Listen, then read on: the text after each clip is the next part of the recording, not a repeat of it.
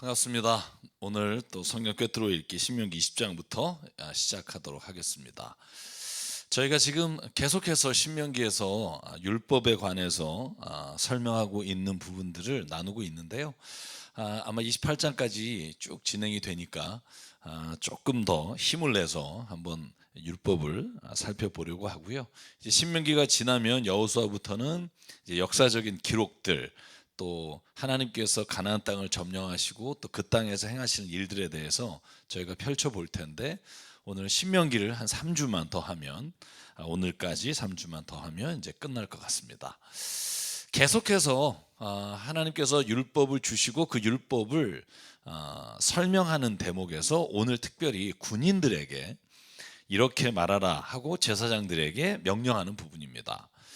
뭐라고 말하라고 하냐면 3절에 보면 제사장은 군인들에게 다음과 같이 격려하십시오.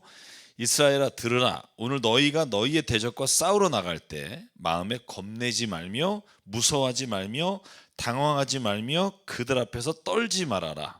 주 너희 하나님은 너희와 함께 싸움터로 나가서 너희의 대적을 치시고 너희에게 승리를 주시는 분이시다. 여러분, 전쟁에 나가는데요, 와, 이거 끝났다, 우린 뭐 진짜 이 전쟁에서 이길 수 없다, 여러분 이렇게 마음을 갖는 순간 이미 전쟁은 반 이상이 실패한 겁니다. 여러분, 이 말이 왜 나왔을까요? 여러분 생각해 보시면 지금 모세가 뭘 떠올렸을까요?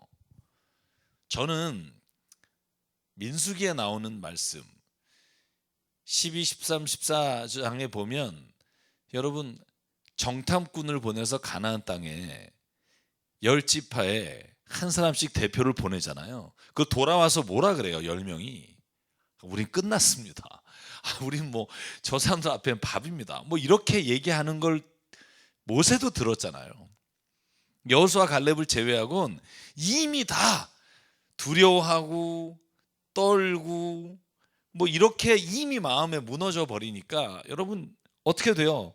그때 야, 너네가 그래? 그러면 너네는 40년 동안 유린할 거야, 이렇게 말하니까 또 뒤늦게 막 전쟁하러 갈게요로 갔다가 뭐 완전히 박살이 나잖아요. 왜냐하면 이미 마음에 두려움과 전쟁에 실패할 거라는 것을 본인들이 그렇게 알고 전쟁터에 나갔기 때문입니다. 그래서 오늘 8절에 뭐라 그러냐면요, 장교들은 군인에게 이렇게 말하라는 거예요. 전쟁이 겁나면 그냥 집에 가라. 그죠? 여러분 사사기에 보면, 여러분 기억나시는 기드온과 300용사라고 하는 그 타이틀이 있는 장면에 가면, 사사기 6장이겠죠? 여러분 기드온에게 10,000명이 넘는 사람이 오지만 다 돌려보내잖아요. 처음에 무서운 애 가라, 그 다음에 물을 먹는 것을 보고 가라. 결국은 뭘 말하려고 하는 걸까? 여러분, 우리가 인생도 전쟁터와 마찬가지죠. 또 우리가 살아가는 모든 삶에 우리가 부딪혀야 될 많은 문제가 있죠. 그런데 어떤 사람에게 하나님께서 함께 하시고 하나님께서 능력을 주시냐 하면, 두려움을 가지지 않고 세상에 하나님과 동행하며 승리한다고 믿는 사람에게 하나님이 역사하신다는 거예요. 그래서 제가 여기에 썼어요. 여러분, 두려움의 반대가 뭘까요? 여러분, 두려움의 반대는 저는 믿음이라고 생각해요. 용기, 뭐 이 말도 있겠지만 성경적으로 보면, 신앙적으로 보면 하나님이 함께 하신다는 믿음이에요. 내가 힘이 있고 뭐 용기가 있고 눈에 보이는 어떤 것보다 하나님이 오늘 내 삶에서 함께 하시면 반드시 내가 이길 수 있습니다 하는 믿음을 가진 사람은 그 전쟁에서 승리할 수 있을 뿐만 아니라, 그 전쟁에서 혹 지거나 실패하게 돼도 그 사람의 마음 속에, 심령 속에 하나님께서 그의 삶을 이끌어 주신다고 하는 믿음은 변함이 없다는 거죠. 저희가 요즘 그 새삼 다니엘 말씀을 읽고 있는데, 저는 다니엘과 세 친구를 떠올릴 때마다 저는 오늘 이 말씀을 기억하게 됩니다. 그럼 얼마나 외로웠을까요? 그죠? 바벨론의 포로로 끌려가서 느부갓네살 왕 밑에서 어린 시절을 보낸 이 다니엘과 세 친구가 불뭇불에 던져졌을 때, 사자굴에 던져졌을 때, 여러분 잘 보시면 그들이 담대하게 이길 수 있었던 근원은 믿음이라는 거예요. 특별히 다니엘서 3장에 보면 세 친구들이 그렇게 말하죠. 내가 풀무불에 들어가면 하나님이 반드시 나를 지켜주실 거다. 여러분, 이 믿음이 있어요. 절대로 하나님은 나를 임금님과 당신이 믿는 금신상들의 손에서 건져내실 거라고 나는 확신합니다. 여러분, 이 믿음이 있기 때문에 풀무불에 들어간다고요. 그런데 그 마지막 고백이 있잖아요. 그리 아니하실지라도 나는 절대로 당신에게 절하거나 금신상 앞에 절하지 않겠습니다. 이것은 뭐냐면 하나님이 내 전쟁에 반드시 함께 하시면 승리하게 하시는 분인데, 만약에 그렇지 않게 되더라도 그것은 하나님이 나를 미워하거나 내가 신뢰하신 하나님이 살아계시지 않기 때문이 아니라 하나님의 뜻이 있다고 믿는 거죠. 저는 그게 신앙의 본질적인 우리가 가야 될 방향이라고 확신합니다. 여러분, 매일 전쟁 같은 삶을 살잖아요. 코로나, 여러분 이거 뭐 거의 전쟁입니다. 이 전쟁 같은 세상에 저는 우리에게 하나님이 요구하시는 믿음이 이 믿음이라고 생각해요. 담대하십시오. 아무리 힘들어도 하나님을 신뢰하는 자를 결코 하나님은 버리시는 분이 아니고, 만약에 우리의 앞에 그러한 실패와 역경이 있다면 거기에는 반드시 뜻이 있습니다. 이걸 믿고 가는 사람이 신앙인이고 그리스도인이라고 저는 확신합니다. 그래서 오늘 신명기 10장에 제사장들에게 하나님께서 명령해요. 전쟁에 나간 군인에게 말해라. 절대로 겁먹지 말고 무서워하지 말고 당황하지 말고 떨지 마라. 하나님은 너의 대적을 치시고 승리를 주시는 분이다. 여러분, 이 말은 오늘 우리에게도 주신 하나님의 음성인 줄 믿습니다. 자, 그 다음에 오늘 보면 11절 이하에 그러면 하나님이 이스라엘 역사의 전쟁을 통해서 가나안을 점령하는 가운데, 여러분 많은 분들이 이런 얘기를 해요. 하나님은 전쟁의 하나님 아니냐? 구약의 하나님은 전쟁을 해서 사람을 죽이고 땅을 차지하게 하시는 분 아니냐? 우리가 그렇게 볼 수도 있으나 오늘 11절부터 13절을 한번 읽으면 하나님이 본질적으로 우리에게 원하시는 것이 전쟁과 살인이 아니라는 걸 명확하게 알 수 있어요. 제가 한번 읽어볼까요? 여러분 11절, 12절, 13절 한번 읽어보죠. 만일 그 성읍 백성이 평화 제의를 받아들이고 당신들에게 성문을 열거든 그 성 안에 있는 백성을 당신들의 노비로 삼고 당신들을 섬기게 하십시오. 그들이 당신들의 평화 제의를 거부하고 싸우러 나오거든 당신들은 그 성읍을 포위하고 공격하십시오. 주 당신들의 하나님이 그 성읍을 당신들의 손에 넘겨주셨으니 거기에 있는 남자를 모두 칼로 쳐서 죽이십시오. 그러니까 하나님은 먼저 전쟁을 하라고 우리에게 혹은 이스라엘 백성에게 말하는 게 아니라 평화 제의를 먼저 하라는 거예요. 그래서 여러분 기억하십니까?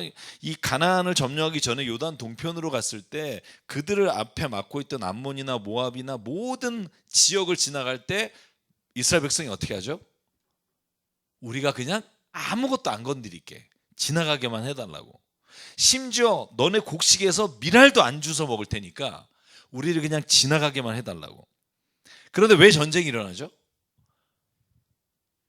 그들이 자기들의 지역을 지나가는 것을 못 지나가게 하려고 전쟁에 군인들을 세워놓고 그들을 기다리고 있어서 전쟁이 시작돼요.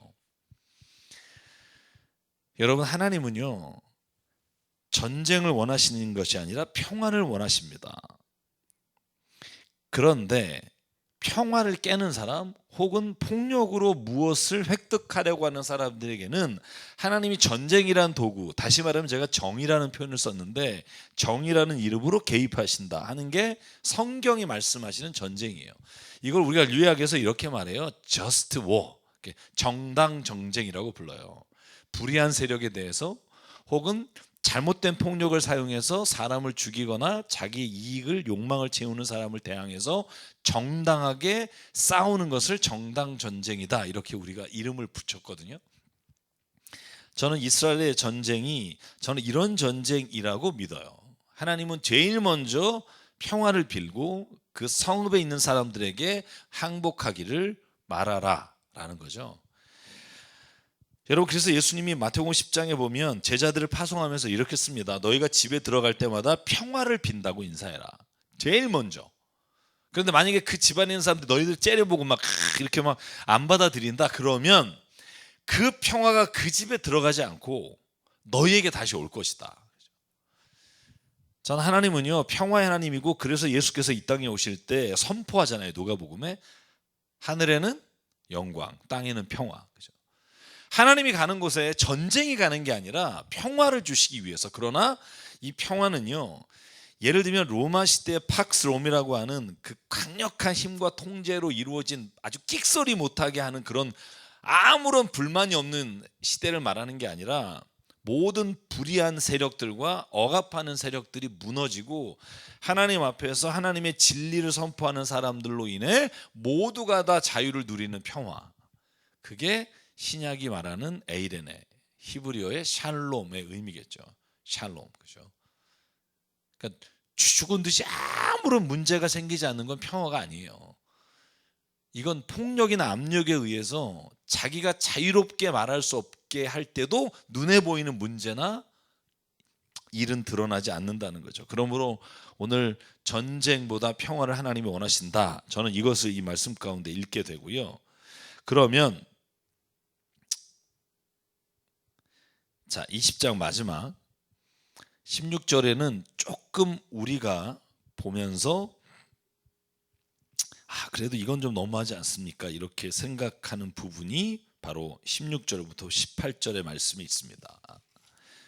그걸 한번 제가 읽어볼게요. 그러나 주 당신들의 하나님이 당신들에게 유산으로 주신 땅에 있는 성읍을 점령하였을 때에는 숨쉬는 것은 하나도 살려두면 안 됩니다. 햇사람과 아모스 사람과 가나안 사람과 브리스 사람과 히윗 사람과 여부스 사람은 주 당신들의 하나님이 당신들에게 명하신 대로 전멸시켜야 합니다. 그렇지 않으면 그들이 그들의 신을 섬기는 온갖 역겨운 일을 당신들에게 가르쳐서 당신들이 주 당신들의 하나님께 죄를 짓게 할 것입니다. 자, 전쟁을 원하지 않아요. 그런데 평화를 선포하고 너희들의 땅을 우리 같이 쓰자라고 했을 때 그걸 거역해서 전쟁을 치르게 됐을 때는 성읍에 들어가서 하나도 남기지 말라는 거예요. 이유는 딱 두 가지예요. 첫 번째는 뭘까요? 평화를 거절하고 전쟁을 택했기 때문이에요. 그 말은 뭐냐면 그들이 승리하면 다 죽일 것이라는 전제를 가지고 있는 거예요. 두 번째는 그들로 인해서 그들이 섬기는 우상을 섬기는 죄를 짓지 않게 하기 위해서요. 제가 이전에도 설명을 들었기 때문에 자세히 설명은 안 드리겠지만 고대 전쟁에서는요, 승리하는 쪽이 패배한 쪽을 전부 노예로 삼거나 아니면 그들이 반항하거나 거역하면 다 죽이는 게 전쟁 방식이기 때문에 이게 하나님이 특별히 죽이라 하고 하는 명령이 아니라 만약에 평화를 택하지 않으면 당연히 그 당시에는 그렇게 전쟁을 치르는 게 이게 그 당시에는 당연한 것들이었기 때문에 여기에 기록한 것이고요. 그래서 저는 오늘날에는 이와 같은 전쟁의 양상은 일어나지 않습니다. 그러나 저는 오늘날에도 평화를 깨고 죄를 강요하는 세상에 대해서는 단호하게 우리 거절하고 싸워야 될 마음의 준비가 필요하다고 믿습니다. 그래서 20장은 전반적으로 보면 전쟁에 관한 또 가나안 땅에 들어갔을 때 너희들이 어떻게 행동해야 되느냐 하는 말씀을 주시는 본문이고요. 이제 21장에 가면 이제 개별적으로 사람과 사람 사이에 일어난 일 혹은 사람이 억울하게 죽었을 때 어떻게 해야 되는가에 대한 말씀이 주어져 있습니다. 좀 빨리 가면 신명기 21장에 처음에 1절부터 쭉 나오는 본문이 뭐냐 하면 너희가 길을 걷다가 죽은 시체를 발견하게 됐을 때 어떻게 할까 하는 거예요. 여러분 어떻게 하실래요? 우린 당연하죠. 112에 신고한다죠. 그죠? 112에 신고하면 되는데 예전에는 어땠을까요? 자, 이걸 우리가 지금 사는 세상하고 생각하면 너무 동떨어져 있죠. 그런데 1절부터 방만에 보면 이렇게 돼 있어요. 주 당신들의 하나님이 당신들에게 주셔서 차지하게 하신 땅에서 누구든지 누구에게 살해되었는지 알 수 없는 사람의 주검이 들에서 발견될 때에는 이렇게 돼 있죠. 자, 첫 번째 뭘 알 수 있죠? 시체를 발견했어. 그런데 나 이거 발견했어요. 그럼 다 믿어주나요? 아니요. 네가 죽였을 수도 있잖아요. 그러니까 시체를 발견했을 때 주검을 발견했을 때 어떻게 하냐면 제일 먼저 장로들과 재판관들이 현장에 불러야 돼요. 자기가 했지 않았다는 것을 결백을 증명해야 된다는 거죠. 그러면 그 장소에 가서 주검 주위에 있는 성읍의 거리를 재고 주검에서 가장 가까운 성읍에 있는 장로들이 아직 멍에를 메고 일한 적이 없는 암송아지 한 마리를 끌고 와서 물이 늘 흐르는 골짜기에 암송아지를 끌고 내려가서 목을 꺼서 죽습니다. 쉽게 말하면 이 죽은 사람에 대한 그 죽음에 대한 제사를 드려서 그곳에서 이 사람이 첫 번째 발견한 사람에게 죄가 없다는 것과 또 이 사람에게 억울하게 죽은 것에 대해서 우리가 그 죽음을 애도하는 일을 해야 된다는 거죠. 저는 이 부분이 굉장히 중요한데요. 6절부터 8절까지 보면 이렇게 돼 있어요. 이때 피살자의 죽음이 발견된 곳에서 가장 가까운 성읍의 장전으로 물가에서 목이 꺾인 암송아지 위에 냇물로 손을 씻고 아래와 같이 증언하십시오. 우리는 이 사람을 죽이지 않았고 이 사람이 살해되는 현장을 목격하지 못했습니다. 이걸 말하는 거예요. 그걸 증명하기 위해 암송아지를 드리는 거고 주님께서 속량하여 주신 주님의 백성 이스라엘의 죄를 사하여 주십시오. 주님의 백성 이스라엘 사람에게 무죄한 사람을 죽인 살인죄를 치우지 말아 주십시오. 이렇게 하면 그들은 살인의 책임에서 벗게 될 것이다. 그래서 여러분 오늘날은 우리가 뭐 시체를 발견하거나 죽음을 발견하면 그걸 신고해서 과학수사연구소에서 이 사람이 왜 죽었나 이걸 조사하지만 예전에는요 그런 기술이 없었기 때문에 피가 누구 피인지 다 똑같단 말이에요. 이 사람이 죽였는지 안 죽였는지 사실 분간하기가 굉장히 어렵단 말이에요. 그럴 때는 정말 이 증인의 말을 믿으려면 증인이 가장 가까운 곳에서 암송아지를 가져다가 그 사람의 피와 내가 관계없음을 증명해야죠. 사실 뭐 목격자가 없는 상태도 어디까지 증명할지 모르겠으나 정말 중요한 건 뭐냐면 생명은 하나님이 주관하신다는 거예요. 저는 이것만큼은 우리가 지켜야 될 가장 중요한 숭고한 정신이 되어야 된다고 믿습니다. 이건요 왜라고 하면 답이 없어요. 제가 저희 딸하고 지금 뭐 계속해서 요즘 주제를 가지고 토론을 하는데 그 efficiency라는 단어하고 value라는 단어를 가지고 이렇게 지금 얘기를 많이 했어요. 그게 뭐냐면 효율성의 문제와 본질적인 가치에 대한 문제예요.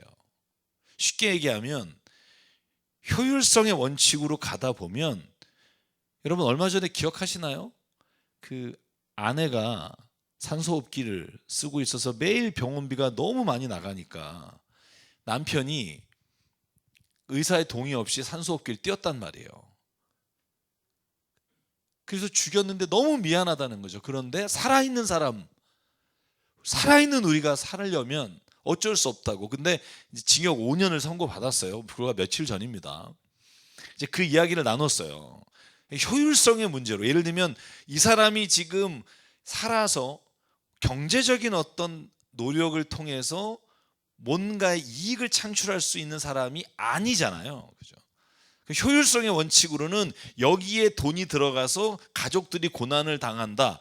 이거보다 이분이 어차피 지금 생명이 위태로운 지경에 호흡기만 떼면 죽는데 이 호흡기를 띄는 것이 효율성의 문제에서는 그게 더 낫다고 생각할 수 있으나 근본적으로 인간의 생명이 만약에 효율성의 원칙에 의해서 문제로 죽이거나 살릴 수 있다면 여러분 이 땅에는 더 큰 우리가 생각하지 못했던 문제들이 일어날 수 있다는 거죠. 그래서 생명에 관한 하나님께 맡기라는 거예요. 왜냐하면 이것만큼은 우리가 우리의 기준으로 손을 대기 시작하면 우리가 살아가는 세상은 반드시 무너진다는 거죠. 왜냐하면요 이 효율성이요 사람마다 다 가치가 다르기 때문에 그래요. 그래서 끝까지 버려야 될 밸류가 뭔가 성경은 말이 인간의 존엄성이에요. 왜? 하나님의 형상을 따라 지음받았다는 건 결국은 다른 말로 요약하면 어떤 누구도 침해할 수 없는 권리를 가지고 있고 그 사람이 가지고 있는 존엄한 인격이 있다는 거예요. 여러분 그 재정적인 문제로 고통당하는 가족을 생각해 보셨습니까? 저에게 이렇게 말하실 수 있어요. 충분히 이해해요. 그래서 뭐가 필요해요? 그 재정적인 어려움에도 불구하고 인간의 생명을 존귀하게 여기는 사람들에게는 반드시 우리가 공동체로서 그 사람들을 도와야 되는 거라고 생각해요. 그 사람들을 방치해 두고 그 사람들이 어쩔 수 없이 그런 일을 하겠다면 우리도 그 일의 동조자가 된다는 거죠. 듀리케임이라는 사람이 자살을 연구하면서 이 자살을 어떻게 정의했냐면 사회적 타살이다라고 말했다고요. 그게 무슨 말이냐면 한 사람이 자살에게 이르기까지 우리가 그 사람을 죽이진 않았어도 경제적인 문제로 혹은 주변의 왕따와 주변의 따돌림과 주변의 정죄와 여러 가지 일로 인해 이 세상이 어느 누구도 사회가 그 사람이 죽음에 가는 길로부터 구원해 줄 수 있는 길을 열어주지 않았다는 거죠. 더 많은 자살은 사회적 타살이다. 전 이 말이 굉장히 마음에 와닿아요. 그러니까 쉽게 말하면 그 사람의 문제는 어떻게 그 사람을 다 책임지게 해요? 이렇게 말하기 전에 우리가 그 한 사람의 어려움을 그 공동체 안에서 바라보고 있었는가? 저는 하나님이 오늘 그것을 말씀하는 거예요. 한 주거미 시체가 그냥 길거리의 산에서 발견됐더라도 그 사람에 대한 생명에 관한 한 암송아지를 가져가서 그 꼭대기까지 끌고 가서라도 목을 꺾어서 그 사람을 추모하고 제사를 드리고, 그 말은 내가 그 사람의 죽음과 상관없다고 하는 정결 예식이죠. 제사죠. 말하자면 내 잘못이 없음을, 깨끗함을 증명하는 거. 그건 곧 저는 사회적인 우리가 해야 될 일이라고 생각합니다. 저는 이건 중요하다고 생각해요. 생명은 하나님이 주권하신다. 그러기에 무고한 생명을 살인하는 일은 가장 악한 일이며, 인간에 관한 10계명의 첫 번째 계명이 내 부모를 공경하라고, 그 다음이 살인하지 말라예요. 그 의미가 여기에 있다고 생각하고, 두 번째 21장에 보면 재밌는, 여러분 아마 이거 읽으면서 떠오르는 사람이 있을 거예요. 제가 읽으면 여러분 누가 떠오르는지 한번 생각해 보세요. 제가 16절부터 17절 읽을게요. 남편이 자기의 재산을 아들에게 물려주는 날에, 유산을 주는 날이죠. 사랑받지 못하는 아내에게서 난 맏아들을 제쳐놓고 사랑받는 아내의 아들에게 장자권을 줄 수는 없습니다. 반드시 사랑받지 못하는 아내의 아들을 맏아들로 인정하고 자기의 모든 재산에서 그 몫을, 두 몫을 그에게 주어야 합니다. 그 아들은 정력의 첫 열매이기 때문에 맏아들의 권리가 그에게 있는 것입니다. 누가 생각나죠? 누가 그죠? 야곱의 자녀들이 생각나죠. 라헬과 레아, 그죠? 누굴 더 사랑했죠? 라헬을 사랑했잖아요. 그런데 사실은 라헬은 아기를 못 낳다가 마지막에 딱 요셉과 베냐민 낳고 베냐민 낳다 죽잖아요. 사실은 그 라헬의 여종으로부터는 자녀가 있지만 레아가 6명 낳았단 말이죠. 그러니까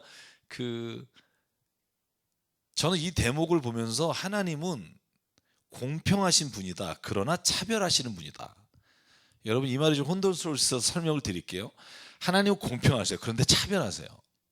여러분 이 말은 예수께서 이 땅에 오셔서 누구에게 가셨어요? 제일 먼저 가장 어렵고 힘들고 병든 사람이라고요. 아니 뭐 다 똑같은 사람인데 왜 그렇게 하나님은 차별하시나? 이유가 있어요. 자, 그 이유를 한번 오늘 본문을 통해서 보자고요. 자, 결혼을 했어요. 일부 다처인 시대니까. 그런데 한 여자 너무 사랑해. 그래서 그 여자에게 모든 사랑을 쏟고 나머지 부인, 쉽게 말하면 레아라고 합시다. 라헬을 너무 사랑해. 여러분 그게 너무 티나잖아요. 레아는 사랑받지도 못해요. 여러분 그러면 그 고통이 얼마나 컸을까요? 그래서 오늘 하나님이 뭐라 그래요? 사랑받지 못한 자의 맏아들에게 2배의 상속권을 주라는 거예요. 더 사랑하면 어떻게 되죠? 더 주고 싶죠. 그러니까 평소에 그 사랑하는 아내의 자식들에게 이미 충분히 줬을 것을 전제로 두는 거예요. 여러분 보면 알잖아요. 이삭은 누굴 좋아했죠? 에서를 좋아했잖아요. 부인은 야곱을 좋아했단 말이에요. 그러니까 다행히 한 사람씩 좋아했으니까 다행입니다만, 그럴 경우에 어떻게 돼요? 뭔가 좋아하는 자식에게 그 편애를 하게 된다는 거죠. 그래서 하나님의 차별은 이유 없는 차별이 아니라, 제가 여기 뭐라고 썼어요? 하나님의 차별은 인간이 저지른 차별을 공평하게 하기 위한 방법이다 이거죠. 예를 들어서 한번 보실래요? 사람들이 불법과 아니면 다른 사람을 착취해서 이득을 취해서 돈을 벌었어요. 만약에 그렇다면 하나님이 자, 모든 사람들 다 다 공평하게 다 1을 나눠줘야 된다. 그러면 그게 공평한 걸까요? 아니요. 이미 인간이 죄로 말미암아 차별하고 그리고 갑질을 하고 위아래를 나눠 있는 상황에서의 공평함이란 기존에 잘못된 것으로 인해 취한 것들을 찾아서 다른 사람에게 주는 게 차별이 아니라 공평하게 하는 거죠. 그래서 여러분, 공평이란 단어를 오해하시면 안 됩니다. 무조건 천편일률적으로 똑같이 주는 게 공평이 아니에요. 정의에 따라서 정의롭게 우선적으로 줄 사람과 우선적으로 받지 못할 사람을 나누는 그 차별이 때로는 공평이 될 수 있어요. 그래서 여러분, 조엘 론스라고 하는 그 윤리학자 그리고 정의론을 쓴 그 사람의 말에 의하면 우리가 태어나면서부터 핸디캡, 장애를 가진 사람이나 아니면 부모 때 아무것도 남긴 재산이 없어서 교육도 못 받고 그리고 그가 아무리 노력해도 아무것도 할 수 없는 위치에 있는 사람들, 이걸 핸디캡을 가진 사람들에게 국가가, 사회가 그 사람이 어느 정도 출발선으로 갈 수 있도록 재정적이거나 교육적으로 서포트를 할 수 있는 게 그게 공평이라는 거예요. 그게 정의라는 거예요. 여러분, 그래서 요즘 반대하는 사람도 많지만 미국에서 대학에 들어갈 때 어떤 제도가 있죠? 쿼터제가 있어요. 흑인 쿼터제, 히스패닉 쿼터제. 그러니까 흑인이나 히스패닉은 부모님 때, 그러니까 60년대, 70년대, 80년대 불공평한 세상을 살았기 때문에 그 자식들이 가난의 대를 물렸기 때문에 똑같이 경쟁해서 대학에 점수로 들어가면 들어갈 수 있는 사람이 거의 없단 말이에요. 그러니까 흑인을 예를 들면 10%의 쿼터를 주자. 그러면 흑인끼리 경쟁해서 뽑는 거죠. 근데 이게 역차별이라고 지금 다시 법원에 고소하는 일이 일어나고 있죠. 우리나라는 어떻죠? 농촌에서 자란 친구들에게 쿼터제가 있어요. 그래서 아무리 좋은 대학도 시골이나 아니면 좋은 교육 환경에서 교육받지 못한 사람들에게 우선적으로 들어갈 수 있는 자격을 두잖아요. 전 이게 우리가 사회적 합의에 의해서 이런 일들은 차별이 아니라 공평하게 하는 방법이고, 이게 결국은 세상을 공평하게 가져갈 수 있는 길이고 성경이 제시하고 있는 방법이라고 생각합니다. 그래서 여러분, 오늘 이 본문의 말씀을 저는 읽으면서 제가 여태까지 이렇게 잘 눈에 안 띄었었는데, 이게 하나님이 오히려 우리의 눈에는 불공평해 보이지 모르나 이 세상이 저지른 차별에 대해서 다시 공평케 하신 하나님의 모습을 볼 수 있고요. 세 번째로는 조금 잔인한 건데, 부모의 말을 거역하는 자를 죽이라는 거예요. 여러분, 우리 다 죽었어, 그죠? 여기 본문의 20절에 뭐라고 나오냐면, 우리 아들이 반항만 하고 고집일세서 말을 전혀 듣지 않습니다. 방탕해서 술만 먹습니다. 그러면 성읍의 모든 사람이 그를 돌로 쳐서 죽이라는 거예요. 이렇게 해서 당신들 가운데 악의 뿌리를 뽑아야 한다. 그래야만 온 이스라엘이 그를 듣고 두려워할 것이다. 저 이걸 읽으면서 진짜 이거 고민 많이 했어요. 이 하나 문장 만드는데 1시간 걸린 것 같아요. 이걸 어떻게 설명해야 되나? 왜냐면 나도 죽어야 되는데, 다 죽어야 되는데 지금 돌로 쳐. 안 죽을 사람이 있어요? 나는 안 죽을 정도로 잘했습니다 하는 사람을 먼저 죽여야 돼요. 왜냐하면 교만까지 하니까, 그죠?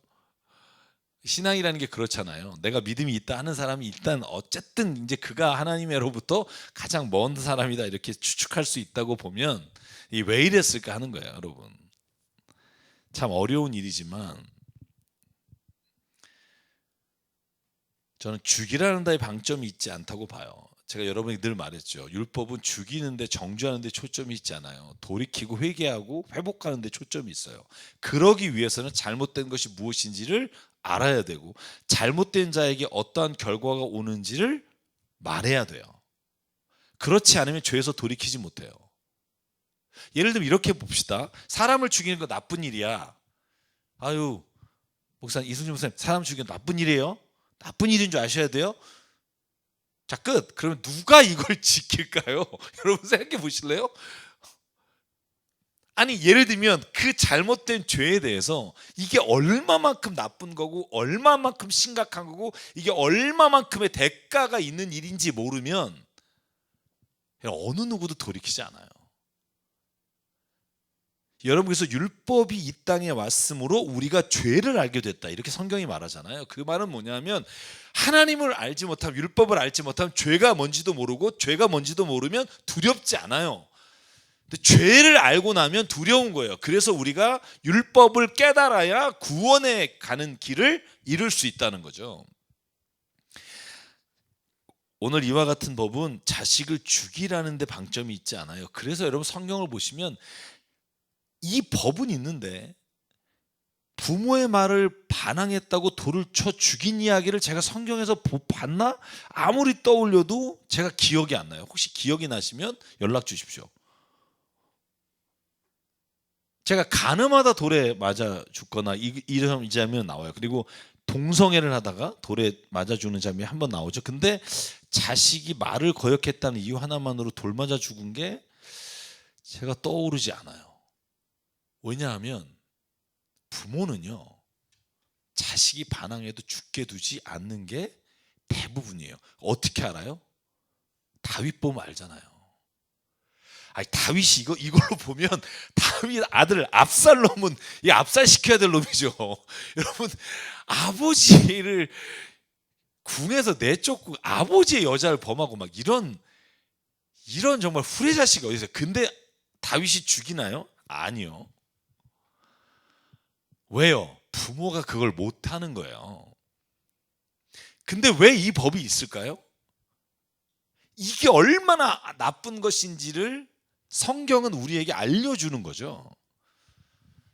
그래서 여러분, 오늘도 이렇게 죽여야 된다라고 말하는 인간들이 IS라고 하는 그런 아주 끔찍한 집단인데, 이건 성경을 오해하는 거죠. 왜? 성경이 왜 하나님이 율법을 주셨을까에 대한 왜는 관심이 없고, 율법의 조항이 지켜지는 데 관심이 있는 거예요. 여러분, 이걸 꼭 기억하십시오. 그게 바리새인이고, 하나님이 가장 예수님을 통해서 질타하시고 책망하시고 심지어는 독사의 자식이라고 욕을 퍼부은 게 그 사람들이에요. 왜? 율법의 정신과 하나님의 마음은 잊어버리고 율법의 조항을 지키는 게 하나님을 믿는 거라고 생각하는 불쌍한 사람들. 제가 요즘 제 동영상 댓글을 이렇게 보면서 그 밑에 막 욕 쓴 사람들도 있더라고요. 제가 잘 안 보지만, 또 봐도 뭐 신경 안 쓰지만, 제가 보면서 안타까운 게 뭐냐 하면, 자기와 생각이 다르면 그걸 정죄하고 폭력하고, 언어 폭력과 그리고 자기가 할 수 있는 방법을 동원해서 사람을 협박하거나 비방하는 거, 저는 이게 큰 죄라는 거예요. 부모를 공경하지 않았을 때 마치 그 사람을 죽음과 같이 죽여야 될 정도로 큰 일이라는 걸 보여주십니다. 그래서 하나님은 이 악한 일들이 세상 가운데 야, 그래도 되는 거네 라고 퍼지지 않게 하기 위해, 그 말을 두려움으로라도 지키게 하기 위해 하나님은 그를 쳐 죽이라고 말씀하셨습니다만, 예수님은 또 용서하라고 말해요. 이게 하나님이 가지고 있는, 저는 사랑과 정의의 문제라고 생각해요. 하나님은 무한히 사랑이시고 또 모든 사람을 사랑하시지만, 하나님의 거룩하심과 정의로우심이 이 땅 가운데 실현되기 위해서는 때로는 이 잘못된 것을 정죄하실, 심판하셔야만 한다는 거죠. 그래서 여러분, 이 둘은요, 우리가 사실은 깨닫기가 어려워요. 근데 하나님의 사랑과 정의를 자녀된 우리가 하나님의 마음을 이해하면 그때서는 알 수 있어요. 그게 바로 성경의 믿음의 사람들의 증언입니다. 자, 그러면 이제 한번 22장으로 넘어가 볼게요. 22장엔 뭐라고 말하냐 하면, 이웃의 아픔을 못 본 채 하지 말라는 거예요. 여러분, 생각해 보실래요? 22장에 보면 1절부터 3절 그리고 그 다음에 모든 절이 이 이야기를 하고 있어요. 제가 여러분 같이 읽어보죠. 당신들은 길 잃은 이웃의 소나 양을 보거든 못 본 채 하지 말고 반드시 끌어다가 그 이웃에게 돌려주어야 합니다. 또 당신들은 그 이웃이 가까이 있지 않거나 누구인지 알지 못한다 해도 그 짐승을 당신들의 집에 끌어다 두었다가 그 주인이 찾을 때 돌려주어야 합니다. 나귀도 그렇게 하고 옷도 그렇게 하십시오. 그 밖에도 이웃이 잃은 것이 무엇이든지 당신들이 발견하거든 그렇게 하고 못 본 채 하지 마십시오. 여러분, 이 뒤에 22장에 보면 4절, 5절, 6절도 다 7절, 8절, 9절 4절만 볼까요? 이웃의 낙이나 소가 길에 쓰러져 있는 것을 보거든 못 본 채 하지 마십시오. 당신들 반드시 그 이웃을 도와 그것을 일으켜 주어야 합니다. 5번은 좀 다른 주제입니다만 6절 당신들은 길을 가다가 어떤 나무에서나 땅에서나 어미새나 새끼나 알을 품고 있는 것을 만나면 새끼를 품은 어미를 잡지 마십시오. 심지어는 짐승과 미물들에게서도 만약에 자식이 있다면 그 어미를 잡지 말라는 거예요. 자, 왜 이렇게 말씀하실까?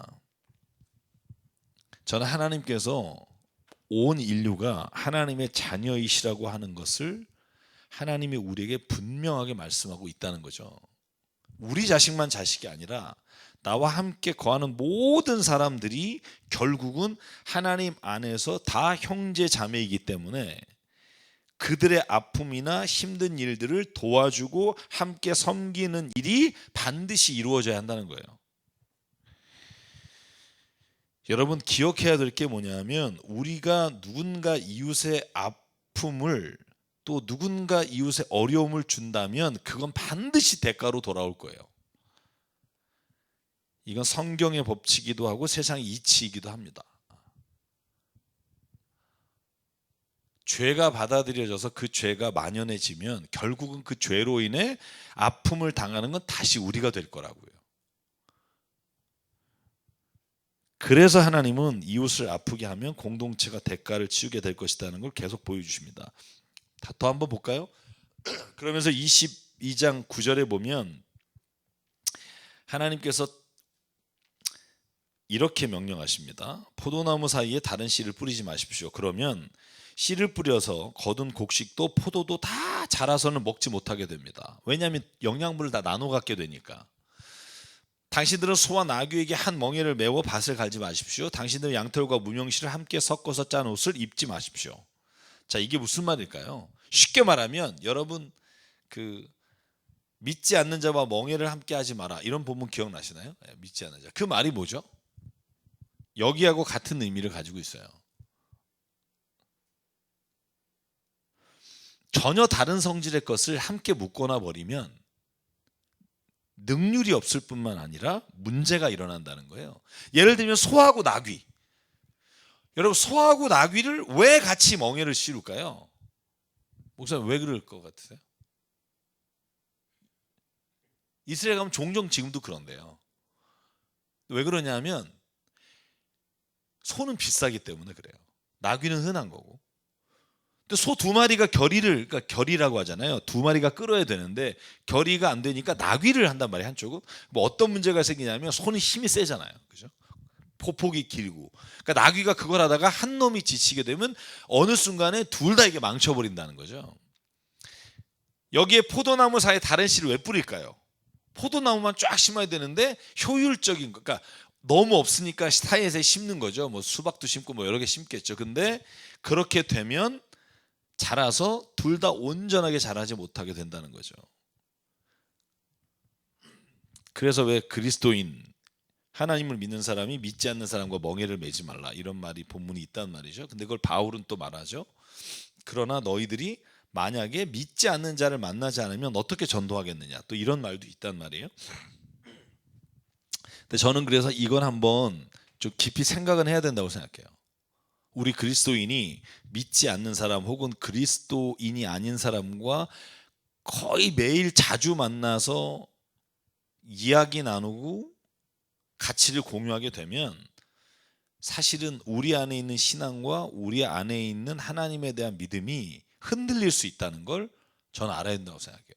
그래서 성경에 보면 이방인 여자와 결혼하지 마라 혹은 신약에 와서도 믿지 않는 자와 결혼하지 않는 것이 낫다고 하는 말을 하는 이유는 그게 죄이기 때문이라기보다 그것으로 인한 고통이 너무나 크기 때문이에요. 저는 그래서 여기에 초록색으로 썼죠. 그 문제를 안고 갈 수 있는 믿음이 있느냐. 그렇지 않다면 멍에를 같이 매지 않는 것이 가장 좋은 방법이다 하는 생각을 갖습니다.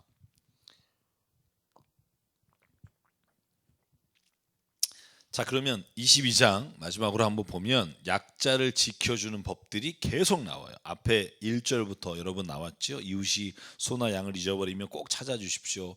그런데 13절부터는 약자를 지켜주는 법 중에 하나가 뭐냐면 여자예요. 결혼을 했는데 어떤 남자가 그 여자가 마음에 안 들어. 그러니까 저 여자가 처녀가 아니다 라고 소리를 치면, 누명을 씌우면 사실은 돌에 맞아 죽어요. 그리고 뒤에 돌에 맞아 죽는다 하는 조항이 있어요. 그런데 이것을 이 남자가 자기가 여자가 싫어져서 누명을 씌우게 한다면 여자의 부모는 그 여자가 처녀였음을 증명하는 증거물을 가지고 성문 위에 회관에 있는 그 성읍의 장로들에게 가야 한다. 이렇게 돼 있단 말이죠. 그래서 누명을 씌운 것이 들통나면 그 남자는 벌금으로 은 100세켈, 적은 돈이 아닙니다, 받아야 하고 그 여자의 아버지에게 줘야 합니다. 그리고 절대로 그 남자는 그 아내를 평생 보낼 수가 없습니다. 이게 이제 조항이죠. 여러분, 이 당시 고대 근동에는 여자가 숫자에 불과한 경우가 있었잖아요. 그런데 이 법은 사실은 하나님이 우리가 보기엔 좀 부족하죠. 왜냐하면 그 뒤에 조항에 보면 그러나 그 여자가 간음으로 말미암아 걸리게 되거나 혹은 처녀가 아닌 것이 드러나면 돌에 쳐 죽여라, 뭐 이런 조항들이 있지만, 그것은 그 당시에 문화적으로 봤을 때는 모두가 다 그렇게 받아들이는데 문제가 없었던 조항인데, 그 당시에조차도 하나님은 그 약한 여자 쪽에 누명을 씌우는지를 철저하게 조사해서 그런 경우에는 평생 버리지 못하게 하라 하는 법을 주셨다는 거예요. 고대 근동의 시각으로 보면 저는 이게 약자를 보호하는 법이라고 생각하고요. 그래서 뒤에 넘어가면 이런 본문들이, 제가 한번 그 22장 뒷부분을 한번 좀 볼게요. 뒤에 20절 이하에도 굉장히 많이 나오는데요. 그 뒤에도 남자가 다른 여자를 욕보이면 그 남자를 쳐서 돌로 쳐 죽여라, 이렇게 돼 있어요. 물론 그 여자가 잘못한 경우에도 마찬가지지만,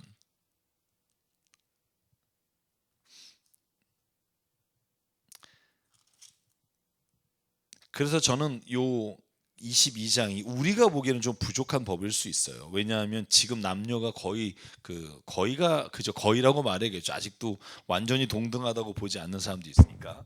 그런데 고대 근동의 시각으로 보면 이건 어떻게 보면 파격적일 수 있다는 거예요. 이건 정말 약자 보호법이라고 볼 수 있다는 거죠. 자, 그래서 22장에는 결혼에 관한, 그리고 약자를 돕는 것에 대한 말이 나와 있고요. 23장이 좀 어렵습니다. 어렵다는 건 이해하기가 좀 어렵다는 거고요. 그래서 제가 23장 1절부터 이제 8절까지를 먼저 설명을 드리려고 하는데, 이스라엘 총회에 들어갈 수 있는 자격의 문제예요. 여러분, 이스라엘 총회가 뭔지 아십니까? 이스라엘 총회란 성인 남자가 어떤 일을 결정할 때 총회로 모여라 하면, 미스바로 모여라 그러면 총회가 모이는 거예요. 이 성인 남자 이스라엘 백성을 이스라엘 총회라고 말해요.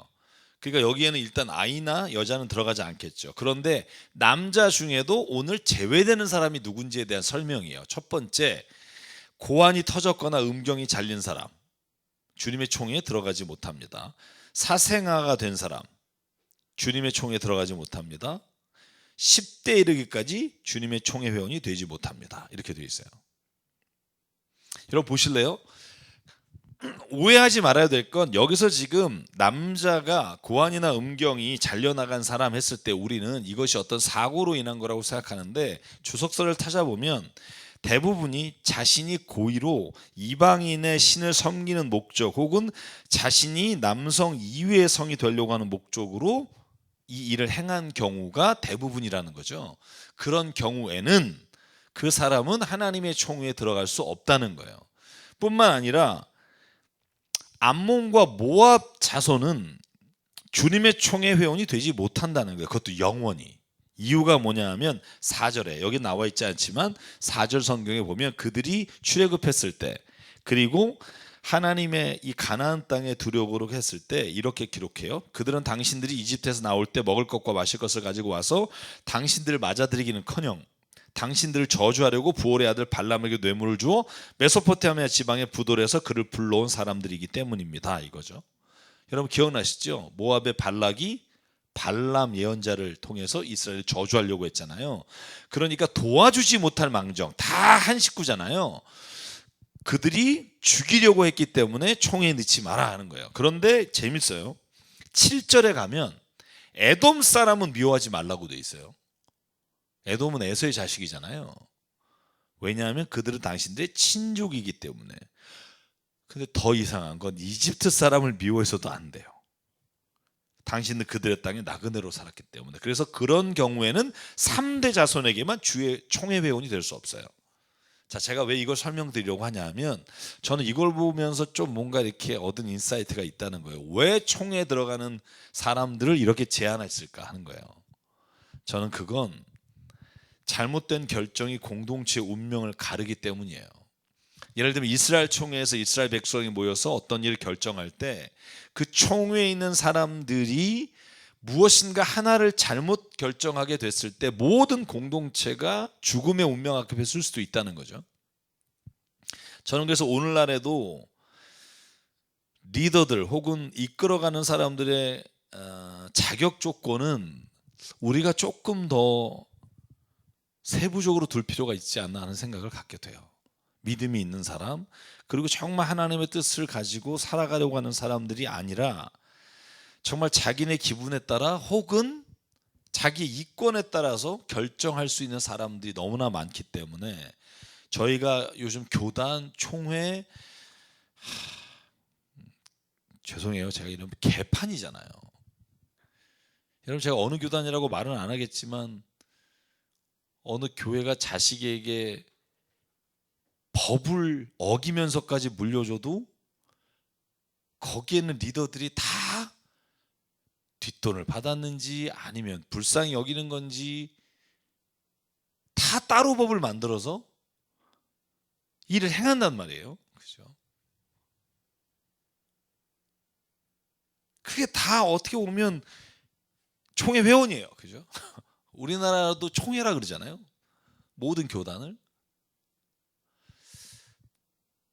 그러니까 오늘날에도 저는 이런 자격 조건을 제한을 두지 않으면 근데 사실은 어떻게 된 게 더 옳고 정의로운 사람들이 총회에 들어가지 못하고 정치적인 일을 행하는 사람들이 다 그걸 쥐고 있어서 사실 어느 교단이나 제가 속한 교단도 마찬가지고요. 지금도 또 재판하고 있습니다.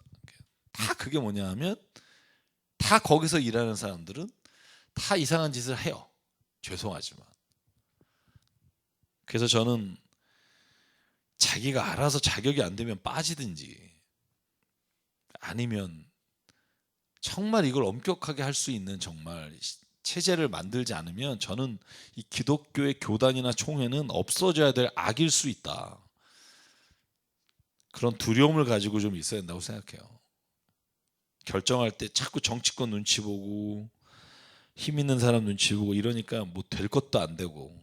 그래서 어쨌든 이런 자격들을 하나님께서 뭐 저는 자격이 없어서 아예 총회를 안 가니까 여러분 뭐 저는 아직 좀 더 정말 신실하신 분들이 그런 일들 해나갔으면 좋겠고 그 다음에 아까 말한 것처럼 이 율법은 약자의 법이라고 말씀드렸잖아요. 그게 오늘 23장 15절부터 계속 나와요. 제가 15절하고 17절까지 24절, 25절 읽을게요. 어떤 종이 그의 주인을 피하여 당신들에게 도망하여 오거든 당신들은 그를 주인에게 돌려보내면 안 됩니다. 여러분 이거 기억나시죠? 누가 떠올라야 되죠? 신약에서 바울이 그죠? 빌레몬서를 쓰죠. 그죠? 그 도망온 오네시모를 좀 내가 데리고 있다. 받아줘라. 이렇게 하는 거잖아요. 그러니까 이 법에 의해서 바울은 그를 받아들인 거예요. 그러니까 저는 이제 재밌어요. 빌레몬서 나중에 특강할 때 뭐 순서 때 하겠지만 빌레몬서가 신실한 사람으로 우리가 알고 있는데 그거는 노발이 넣으세요. 왜냐하면 오네시모가 도망 나왔잖아요. 죄를 짓고 도망 나왔 든지, 물론 뉘앙스는 지금 그런 분위기지만 어쨌든 도망 나왔을 때 그를 돌려보내지 말고 그가 좋아하는 곳을 택해서 함께 살게 해주십시오. 여러분 이게 쉽지 않거든요. 종인데. 옛날에 이스라엘에는 노예라는 게 없었고 종이잖아요. 노예와 종은 다릅니다. 노예는 사실은 이 신대륙 그리고 그 정복 시대에 식민지 시대에 아프리카 사람들을 데려다가 식민지에다가 개척하는 데 쓰기 위해서 제공한 게 노예예요.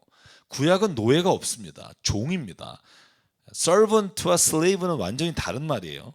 slave라는 건 완전히 정말 해서는 안 될 짓이죠. 그러니까 아프리카에 있는 사람들을 그냥 정말 여러분 한번 보셨나요? 그 노예 상인들 배, 그죠?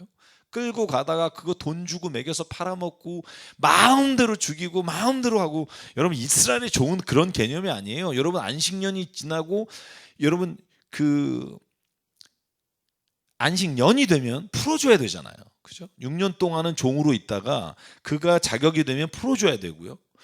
이게 사실은 종이란 말이에요. 노예가 아니라. 그러니까 도망 오면 좋은 곳, 그 사람이 좋은 곳에 데려다 줘야죠. 그리고 나서 또 재미있는 게 뭐냐면 압제하지 마십시오. 그죠? 이스라엘의 딸은 창녀가 될 수 없습니다. 그리고 이스라엘 남자도 남창이 될 수 없습니다. 18절에 쭉 나오고 24절에 보면 당신들이 이웃 사람의 포도원에 들어가서 먹을 만큼 실컷 따먹는 것은 괜찮지만 그릇에 담아가면 안 됩니다. 당신들이 이웃 사람의 곡식밭에 들어가서 이삭을 손으로 잘라 먹는 건 괜찮지만 이웃의 곡식에 낯을 대면 안 됩니다. 이건 왜 있을까요? 내가 지금 배고파서 죽게 됐을 때는 마음껏 따먹으라는 거예요. 과실이든 밀리삭이든. 그래서 여러분 예수님의 제자들이 밀리삭 지나가다가 배가 고파서 그걸 따먹은 건 죄가 아니에요. 어떤 사람은 왜 남의 밭에서 뭐 따먹느냐고 뭐 여기 시비 거는 사람이 있던데, 구약에서는요 이건 마음껏 먹는 거예요. 근데 그걸 낫으로 베서 가져가면 그건 도둑질이 되는 거죠. 그러니까 만약에 허기 가지고 배고픈 사람은 곡식이나 아니면 과일을 먹을 수 있어요. 그런데 그걸 그릇에 담거나 낫을 대서 가져가면 그때는 도둑질이 되는 거예요. 이 구분이 이스라엘 백성이 있었다. 그래서 보아스가 여러분 기억하시죠? 룻이 먹을 게 없을 때 그 종들에게 말하잖아요. 다 거두지 말고 구통에 남겨둬라. 왜냐하면 나그네나 고아와 과부가 그걸 먹을 수 있게 해줘라. 추수 때조차도 남겨뒀다는 거죠. 자, 이 모든 법이 뭐냐? 하나님은 약자를 먼저 배려하시고 약자를 위해서 법을 마련해 두셨다는 거죠. 제가 질문할게요. 왜 약자를 위한 법이 있을까요? 강자를 위한 법보다. 강자는요 법을 안 만들어도 항상 강해요. 왜냐하면 법을 만드는 사람들이기 때문에. 이게 아이러니인 거죠. 법은 정말 약자와 억울하거나 힘든 사람을 위해 세워야 되는데 정작 법을 만드는 사람들은 힘 있는 사람이고 권력 있는 사람이라 그 사람들이 아무리 약자를 위해 만든다 그래도 손이 안으로 굽는다고. 그 법에는 약자를 위한 법을 우선적으로 하고 있으나 그 법을 운영하는 안으로 들어가면 사실은 언제든지 강자가 마음껏 할 수 있는 조항들이 숨어 있다는 거죠. 예를 들어 볼까요? 여러분 막 그런 게 어디 있어요? 뭐 이렇게 예를 한번 들어보실래요, 목사님? 아무거나 한번. 당연하다고 여기는데 아닌 거. 예? 뭐 부동산 법은 뭐 아니 뭐 투기 못하는 거에 모든 사람에게 적용된다고 보지만 말도 안 되지만 어쨌든 변호사예요. 돈이 없으면 국선 변호사 써야 돼요. 그러니까 예를 들면 로펌 변호사 그러면 여러분 법관 출신에 심지어 대법관 했던 사람이 와서 자기를 변호해 주는 거하고 지금 처음 변호사 딱 들어가서 그냥 한 번도 안 해보거나 이런 사람이 한 명이 그것도 한 사람이 여러 수십 개를 하는데 법 앞에 평등하다고요? 제가 여러분 이런 거 100개는 얘기할 수 있을 거예요.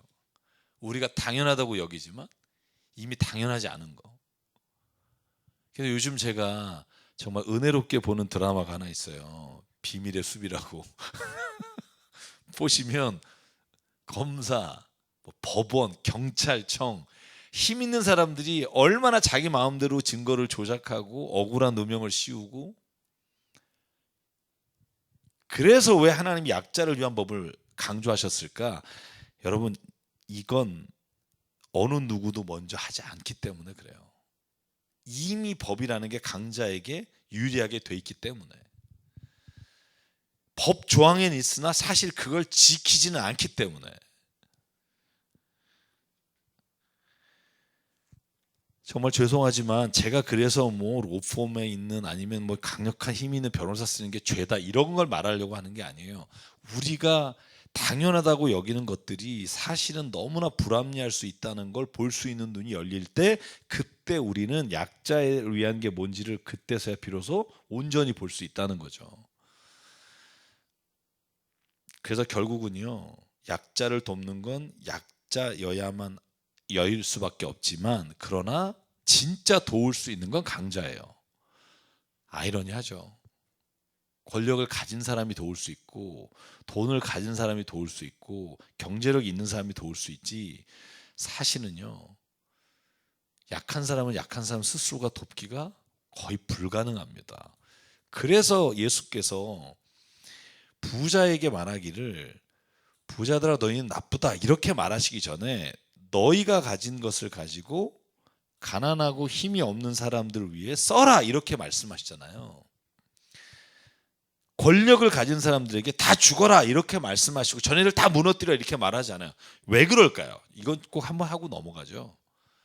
예수께서 민중을 위해서, 민중을 해방시키기 위해서 저 제사장들 다 싹 죽이고, 저 왕족들 싹 죽이고, 자, 이 민중이 드디어 이 나라를 다 차지해. 왜 안 그러셨을까요?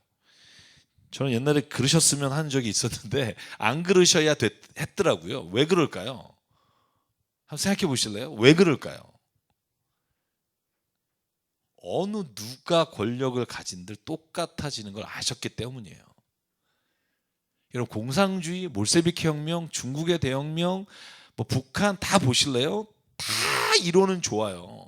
다 경제공황 어려운 때, 정말 살기 힘들 때 그 누군가가 나와서 저 정말 그 지주들과 아주 나쁜 저 앞제비들이 우리의 모든 걸 뺏어갔으니까 다 죽이자 숙청했잖아요. 근데 그 다음에 어떻게 됐어요?